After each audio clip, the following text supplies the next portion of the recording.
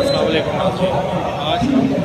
لیاقت باغ میں جماعت اسلامی کے دھرنے میں موجود ہیں۔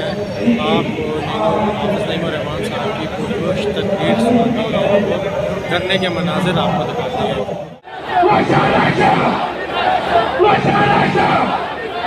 ہم بات چلیں گے، ہم بات چلیں گے، ہم دستوں بازو، ہم دستوں بازو، ہم بات کییں گے، ہم بات پڑھیں گے، ہم بات پڑھیں گے، دیوانے سارے، مستانے سارے، ہم بھائی سارے، ماشاء تکبیر، زندہ جماعت اسلامی، سید کی جماعت اسلامی، گرفتار جماعت اسلامی، حافظ کی جماعت اسلامی، پنجاب جماعت اسلامی، پنجاب جماعت اسلامی۔ الحمدللہ رب العالمین۔ جدو جہد تیز ہو، جدو جہد تیز ہو،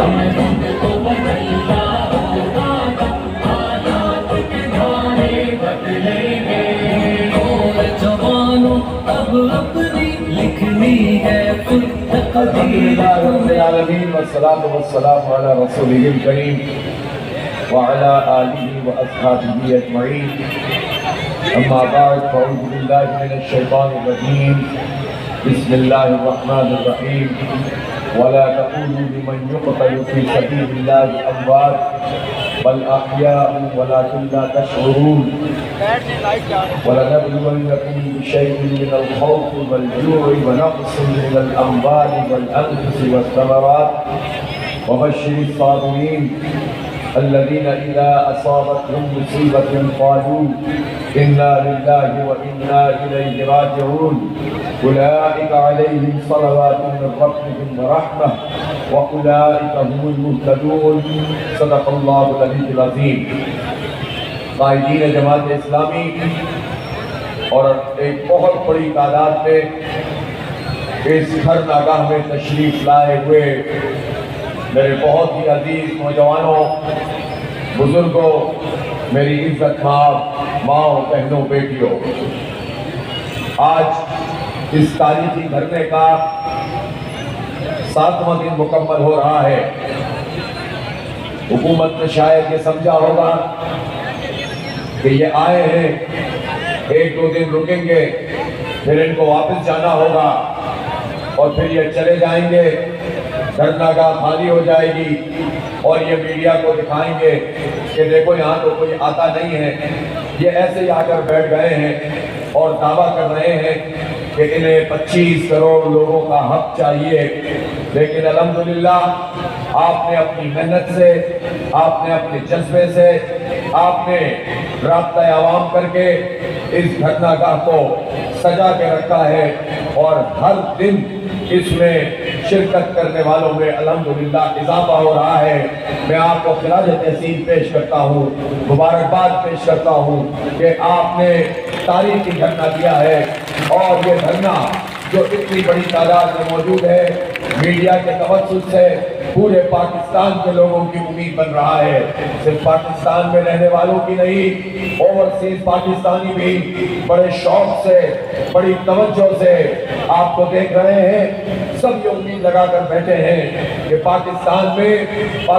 میں حالات بدل سکتے ہیں، کوئی تبدیلی رونما ہو سکتی ہے، لوگوں کو بھی حق مل سکتا ہے، اس لیے کہ طویل عرصے سے یہ جو ظلم کی سیاہ رات ہے وہ تاریک تر ہوتی چلی جا رہی تھی اور سناٹا تھا، کوئی آواز نہیں اٹھتی تھی، اور جماعت اسلامی اپنے طور پر احتجاج کر رہی تھی،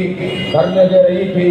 آواز بلند کر رہی تھی، لیکن لوگ اس کا نوٹس لینے کے لیے تیار نہیں تھے۔ پھر آپ سب نے مل کر فیصلہ کیا کہ ہم فیصلہ کن جد و جہد شروع کریں گے، اور یہ جو ظلم ہو رہا ہے، یہ جو زیادتی ہو رہی ہے، ہر طرف لوگوں کے اوپر بجلی کے بم گرائے جا رہے ہیں، تنخواہ داروں کی تنخواہیں بڑے بڑے ٹیکسوں میں کاٹی جا رہی ہے، فیکٹریوں کو بند کیا جا رہا ہے، کوئی FDI ٹیکس لگا کر کہیں ماربل کی فیکٹریاں بند ہو رہی ہیں، کہیں گارمنٹ کی فیکٹریاں بند ہو رہی ہیں، کہیں ٹیکسٹائل کے اوپر انہوں نے پوری طرح سے پیشہ چلا دیا ہے، اور اس طرح लाखों लोग बेरोजगार हो रहे हैं, तो कहीं ताजिर बुलबुला रहे हैं, परेशान हो रहे हैं। तो ये सारी सूरत हाल वो है कि जिसमें चंद लोग, चंद मफाद परस्त हुकूमत के साथ मिलकर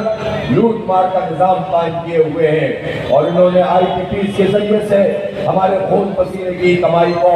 निचोड़ा है और खुद खुशहाल हुए हैं, अवाम को बदहाल किया है। ऐसी सारी सूरत हाल में जमात इस्लामी पूरे मुल्क में एक ताकत बनकर उभरी है, एक कुव्वत बनकर उभरी है, एक सियासी हकीकत बनकर उभरी है, मुजाहिमत का उन्वान बनकर उभरी है, नौजवानों की एक तहरीक बनकर उभरी है। और क्या खैबर पख्तूनख्वा और क्या बलूचिस्तान, क्या सिंध और क्या पंजाब, सब इस तहरीक के जलू में आगे चले जा रहे हैं। ये धरना भी बढ़ता चला जा रहा है और अवामी राब्ता मुहिम भी बढ़ती चली जा रही है। हम जब शुरू में आए थे तो लोग परेशान थे, इर्द गिर्द की आबादियों में जब लोगों से पूछते थे तो उनको तकलीफ भी होती थी और कहते थे कि ये क्या धरना है। लोग आते हैं, धरना देते हैं, चले जाते हैं, लेकिन जब वो यहाँ पर आपके पुरअज़्म चेहरों को देखते हैं, आपके नारों को देखते हैं, आपके जज्बात को देखते हैं, आपके ख्यालात को सुनते हैं, यहाँ से स्टेज की तकरीरों को सुनते हैं और ये देखते हैं कि ये तो लोहे के चने साबित हुए हैं, ये अपनी जगह से हिल नहीं रहे, तो फिर पूरी आबादी अल्हम्दुलिल्लाह आज हमारे साथ खड़ी हो गई है। दुकानदारों की अल्हम्दुलिल्लाह बिक्री भी ज्यादा होने लगी है। आज ही तो अखबार में खबर आई है कि यहाँ 50% ज्यादा लोगों की जो है तिजारत होने लगी है। यह आपकी बरकत है कि जिससे लोगों को फायदा पहुंच रहा है। इसलिए जमात इस्लामी एक मुनज़्ज़म जमात है, जमात इस्लामी एक संजीदा जमात है, जमात इस्लामी के कारकुनान पुरअज़्म लोग हैं। ये नौजवानों की जमात है और इसमें ये बेड़ा उठाया है ये कि हम इंशाअल्लाह ताला पाकिस्तान के अवाम को हक दिलवाएंगे। इस हक को अवाम को जो तहरीक है इसका पहला मरहला ये है कि जो बिजली के बिल हैं इन्हें कम करवाना है इंशाअल्लाह ताला। जो तनख्वाहदारों पर टैक्स लगा है इस स्लैब को इस साल के बजट में जो नाफिज किया गया है इसको वापस करवाना है इंशाअल्लाह ताला। IPPs का ये जो झंडा है इससे पाकिस्तान के अवाम की जान को छुड़वाना है इंशाअल्लाह ताला।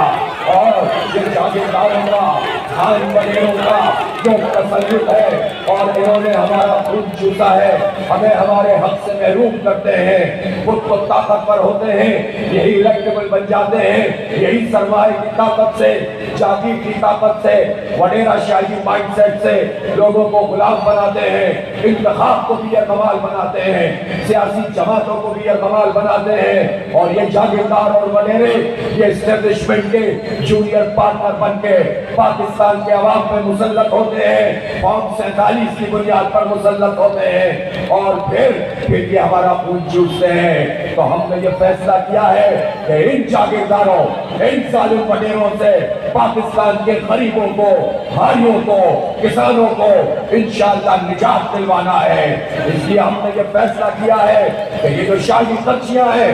ये शाह खर्चियां हैं जो बादशाह बनकर हमारे सरों पर मुसल्लत ये हुक्मरान तबका है, जो बेरुदरसी की सूरत में है, जो वडेरों जागीरदारों की सूरत में है, जो नाम नहाद सियासतदानों की सूरत में है, जो फौज के जनरलों और बड़े बड़े अफसरान की सूरत में है। इस तबके ने 77 साल में पाकिस्तान को आगे नहीं बढ़ने दिया है, पीछे की तरफ धकेला है, हर शोबे को तबाह किया है, हर इदारे को तबाह किया है। पहले इदारे तबाह करते हैं, फिर कहते हैं कि चूंकि ये इदारे तबाह हो रहे हैं इसलिए इनको फरोख्त कर दिया जाए, PIO को भेज दें, रेलवे को भेज दें, स्टील मिल को भेज दें, पूरे पाकिस्तान को बेचना चाहते हैं। और ये सारे के सारे लोगों का जहन बनाते हैं कि हुकूमत का काम ये है कि बस इदारों को बेचे। लेकिन अगर कोई प्राइवेट सेक्टर में अगर कोई इंडस्ट्री लगाना चाहता है तो उसकी हौसला अफजाई नहीं करते हैं, 25 महकमों से उसको गुजरना पड़ता है, रिश्वत का एक निजाम मुसल्लत किया हुआ है।